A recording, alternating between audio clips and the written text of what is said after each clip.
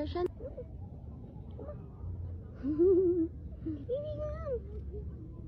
Ay! Ang bait naman yan! Ang bait naman. Okay, no? Isa pa. Hello! Kapal na ba ikaw?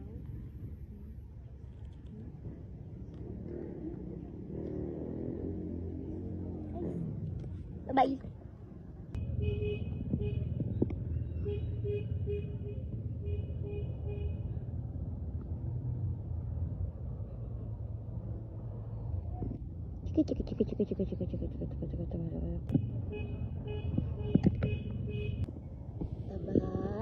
Taba. Para saan po yung malaking bola? Baka tigil yan. Pa? Baka tigil eh. Hi guys! May malaking bola dun, oh! Pagi! Come! Halaan, tabaan mo naman. Come here! Taba mo! Taba! Taba! Hello! Let's go! Hello! Eh, tapos na class natin. Sa aral tayo, bili tayo coffee. Coffee? Kape. Bili tayo kape. Press Labs! At sa aral to, isa-surprise na natin si Mommy ng bagong TV! Let's go! Samahan niyo ako at saka huwag kayong maingay ha. Sarap lang. Nandito tayo ngayon sa Quezon City dahil dinaanan ko si Kuya. Maghahati kasi kami sa surprise kay Mommy. And right now, nandito na tayo sa Hillside Center. So, ayun na. Kikita niyo yung mga TV nila. Dito tayo pupunta. Let's go! Ang dami. Tara. Hi, Mom! Hello po! Hello po. Ayun, bibilhan ko po kasi sa surprise namin si Mommy. Naghahanap po sana kami around 50 inches. Ay, sakto ba meron po kami dito? High TV, 50 inches QLED, powered by WebOS. QLED. Meron din kami mga malalaki, katulad nito sa kabila. 85 inches po yan, madam. Napakatibay na to. Tempered glass yan. Ay, okay. Ay! Grabe naman yun! Nagulat ako! Grabe, ang tibay! 85 inches na TV daw. May sariling room na motor. Kung malaki yung kwarto. Check din namin yung iba pang TV nila. Pinakita ni Mom dito yung ibang features and sizes. Meron din silang soundbar na may kasama ng dalawang mic. Grabe, masaya mag-video ka dito. Okay, Mom, I think okay po ako sa 50 inches. 50 inches. Sige po, dito na lang po tayo sa counter. Okay po. Excited na ako para kay Mom. Then after mamili, of course, nagbayad na rin tayo. Tapos kailangan i-check yung unit mismo. Kung okay ba siya, walang problema. And ayan, ayos na. Ganda na kalaki! Yung 50 inches. Okay, tara na. Dali na natin sa bahay. Uwi na! Eto naman, in-install na nila kuya. Nagpatulong tayo kasi masikip lang yung room. Sayang sa space, kaya wall mount na lang. Pero nai-imagine ko na matutuwa talaga si Mommy dito. Mommy, pikit ka muna, pikit. May papakita kasi mag-guide na kita.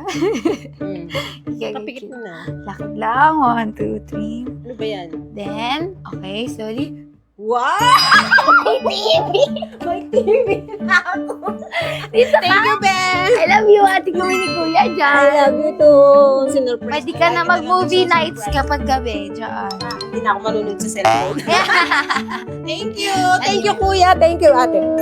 Sobrang nakakatuwa at iba talaga sa feeling kapag nakakapag-give back ka sa mga taong mahal mo sa buhay. Alam mo na, para sa araw na to, God bless! Cheers!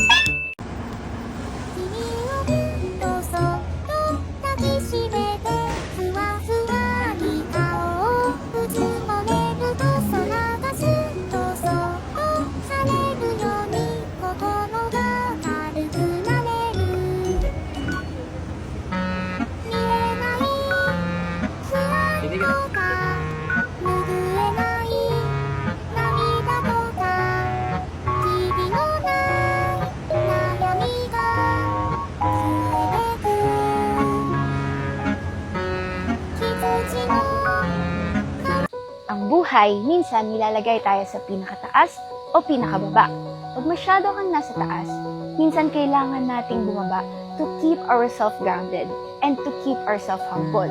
Kapag nasa baba naman tayo, syempre hindi tayo papayag nun. Kailangan nating mag-work hard para sa mga dreams and goals natin sa buhay para mag-succeed tayo. Kaya ikaw, huwag kang susuko.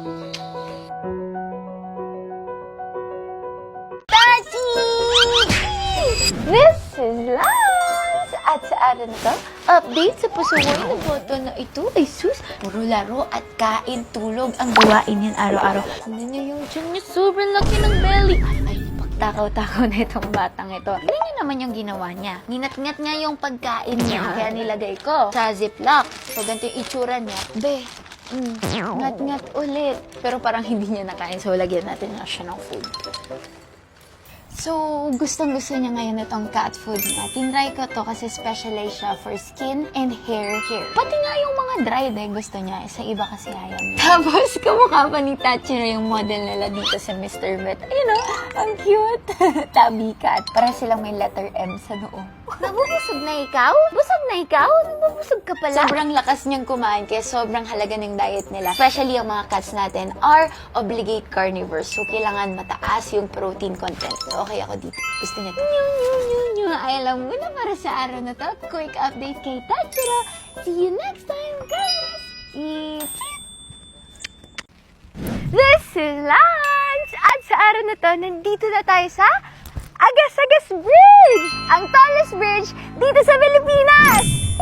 Humagit kumulang 110 meters or 350 feet ang taas niya mula sa bangin. At sobrang hangin dito. Grabe, sobrang taas! Tatagpuan dito sa Sugod, Southern Leyte, along Maharlika Highway. Dahil delikado, madulas, at madalas may aksidente lalo na kapag tag-ulan. Binuksan nila itong bridge na to noong 2006 para mas mabilis ang biyahe at mas ligtas para sa mga motorista at mga madalas mag-travel katulad ko. Noon, sa bangin lang sila dumadaan at hindi tourist bridge itong bridge na to. Pero naging tourist spot na din. Maraming nagpapapicture at humihinto and maraming tumitingin para lang i-appreciate yung tallest bridge ng Pilipinas. Kaya kung nakadaan ka ni dito, kamusta ang pakiramdam? Ay lang muna para sa araw na to, Kita Kids, Gathers Kids! This is lunch! Sa araw na to. Isang representasyon ng asong sobrang hyper. Yan o, kaya maglaan kayo ng oras para sa mga fur babies nyo. Ilabas nyo sila, i-walk nyo sila. Ayan, nandun nyo sila. Tama na. Sit. Good boy. Ito na yung boy mo yan eh. Ang sinuso talaga nila. Adab. Bye-bye. Bye-bye.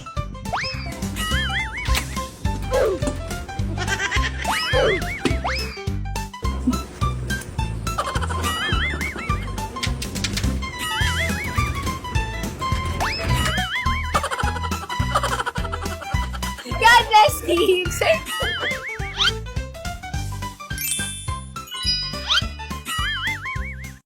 Pakiramdam mo ba, nagkulang ka ngayong araw?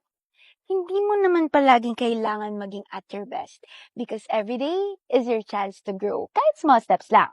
Ang goal ay maging better than who you were yesterday. And remember na i-celebrate yung mga wins mo from time to time. Dahil ibig sabihin lang nun, you are moving forward. At tandaan, ang buhay ay hindi karera. Di ba po? This is Lance! At sa maulang araw na to, gusto ko lang sabihin sa'yo that whatever you're doing great. At sa mga pagod na naranasan mo ngayong week, deserve mo na i-treat ang sarili mo ng favorite mong drink. God bless! Keep safe! Mga idol, may tanong ako. Alam nyo ba yung true definition ng power ng isang tao? Alam nyo? Ako, alam ko! Sige nga, Lance, tulungan mo ako. Ganito kasi yan eh. Pag ininsulto ka, Stay silent, but smile. pag nagsisinungaling sila sa'yo, Let the truth unfold on its own. kapag sinisigawan ka na nila, Hayaan mo lang sila. Babaan mo lang yung sagot mo. eh paano naman kapag sinisisi ka na nila? Don't defend. Mag-observe ka lang. Nagets nyo ba, mga idol? True power isn't about proving your strength. It's the peace of knowing that you do not have to. Ganda nun. United sa taas, mga idol. God bless. Keep safe. Peace. Kapag nakuha mo yung mga gusto mo, it is God's direction. Pero kapag hindi mo nakuha yung mga gusto mo, it is God's protection. Kaya magtiwala ka lang sa mga plano ni Lord para sa'yo. Just keep moving and believe. Dahil yung buhay mo has already purpose and you are already worth saving. Oh, nadadown ka na naman. Dami mong iniisip? Napapagod ka na, no? Okay lang yan. Ibig sabihin, tao ka pa rin. I-feel mo lang yan, pero huwag kang magstay dyan kasi naniniwala ako na malalampasan mo rin yan, okay?